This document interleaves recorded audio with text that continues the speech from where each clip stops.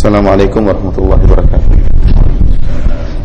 Alhamdulillah, segala puji dan syukur senantiasa wajib kita panjatkan kepada Allah Subhanahu wa taala atas segala limpahan karunia dan nikmat yang Allah berikan kepada kita.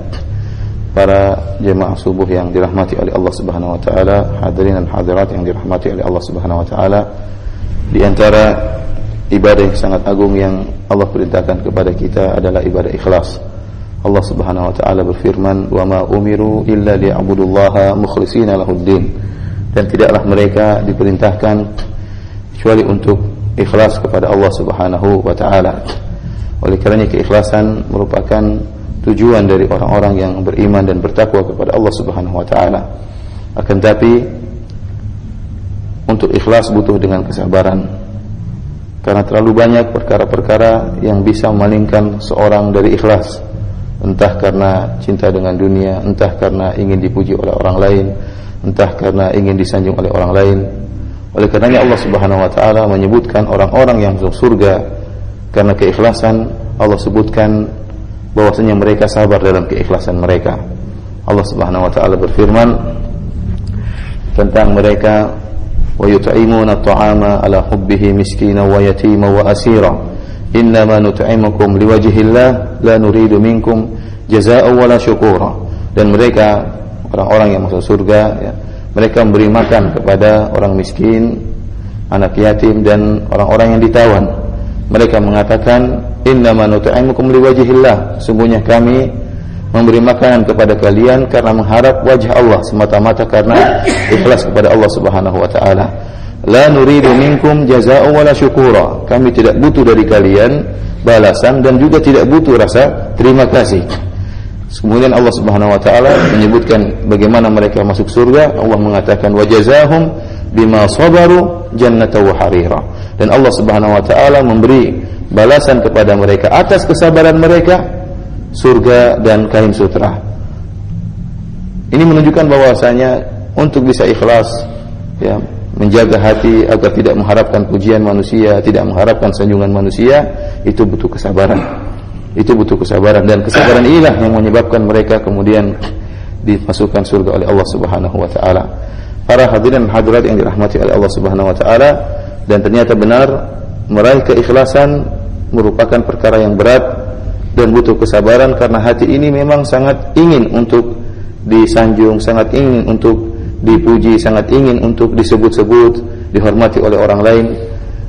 Dan kita tahu betapa hukuman yang berat yang Allah berikan kepada orang-orang yang beribadah namun mengharapkan sanjungan dari orang lain ya, yang kita kenal dengan penyakit riya ya, yaitu seorang beramal karena ingin dipuji, karena ingin dihormati oleh orang lain. Dalam suatu hadis yang diriwayatkan oleh Imam Muslim, Rasulullah sallallahu alaihi wasallam menyebutkan, awwala ma yuqda bihi yaumil qiyamati thalathatun. Dalam riwayat yang lain, awwalu man tusa'aru bihimun nar. 3 orang yang pertama kali dihukum oleh Allah Subhanahu wa taala. Dalam riwayat yang lain kata Nabi sallallahu alaihi wasallam, 3 orang yang pertama kali dinyalakan api neraka untuk mereka. Yang pertama kata Nabi sallallahu alaihi wasallam, rajulun ustushhid, seorang yang meninggal dalam keadaan syahid, meninggal di medan perang. Maka orang ini pun dihadirkan pada hari kiamat kelak.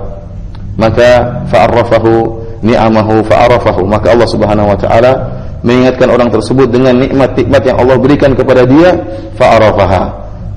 Allah ingatkan tentang bagaimana nikmat yang Allah berikan kepada orang ini berupa keberanian, berupa kejantanan, berupa keleluasaan memainkan pedang. Maka Allah bertanya tentang nikmat tersebut. Wa ma 'amilta fiha? Apa yang kau lakukan dengan nikmat-nikmat yang aku berikan kepada engkau? Kata dia, qataltu fika hatta tushhid. Ya Allah, aku berperang di jalan engkau sampai aku mati syahid. Kata Allah, kadzabta, engkau dusta. Walakin qatalta liyuqal annaka jari'. Tetapi engkau berperang supaya dikatakan engkau adalah pemberani, supaya dikatakan engkau adalah pahlawan. Wa qad qil, dan telah dikatakan. Artinya tujuanmu berperang untuk diterkenal supaya dikatakan pahlawan, dikabulkan oleh Allah Subhanahu wa taala. Wa qad qil, masyarakat sudah kenal engkau sebagai seorang pemberani, seorang pahlawan. Tsumma umira bihi fasubi ala wajhihi hatta ulqiya finnar. Kemudian Allah Subhanahu wa taala memerintahkan malaikat untuk menggeret orang ini di atas wajahnya di neraka jahanam dan dilemparkan ke dalam neraka jahanam.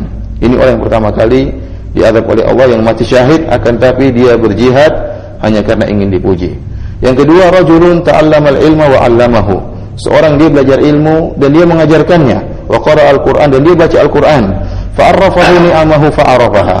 Maka Allah Subhanahu wa taala mengingatkan kembali dengan nikmat-nikmat yang Allah berikan kepada orang ini, berupa kecerdasan, berupa suara yang indah tatkala baca Al-Qur'an, ya.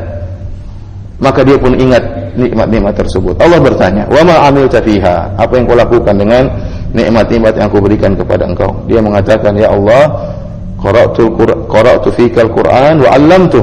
Saya baca Quran karena engkau ya Allah, dan saya mengajarkan Al-Qur'an. Ya, ini amalan yang luar biasa baca Quran, ya. Ya, khairukum man ta'allama al-Qur'ana wa 'allamahu, kata Nabi sallallahu alaihi wasallam, sebaik-baik kalian orang yang belajar Quran dan mengajarkannya.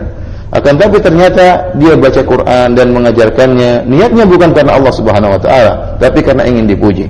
Kata Allah, "Kadzabta, qara'tal Qur'an liyuqal annaka qari'." Tetapi engkau baca Quran supaya dikatakan engkau qari', sang ahli baca Quran.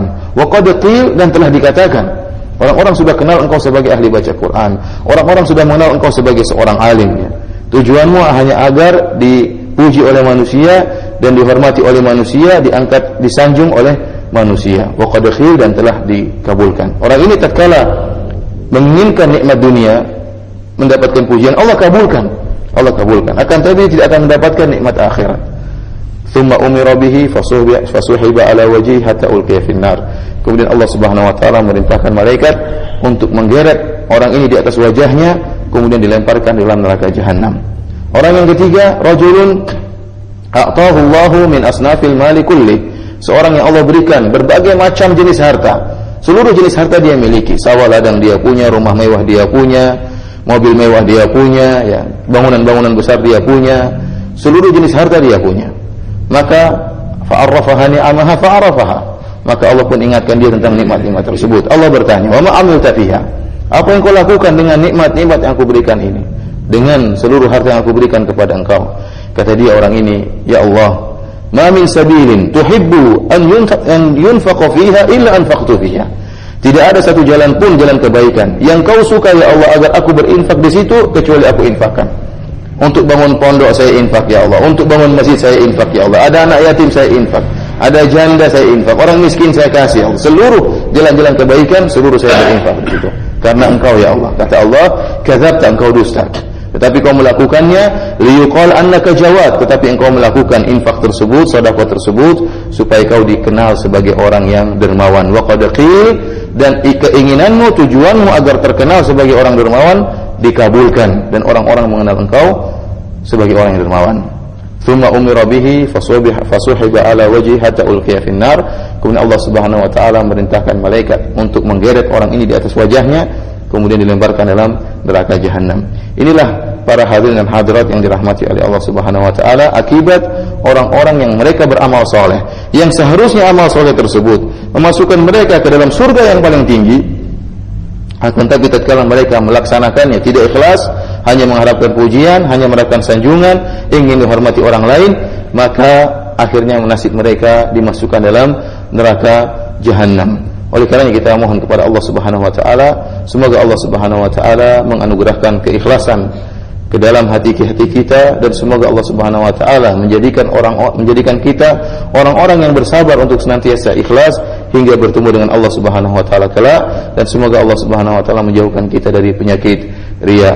Wabillahi taufiq wal hidayah. Assalamualaikum warahmatullahi wabarakatuh.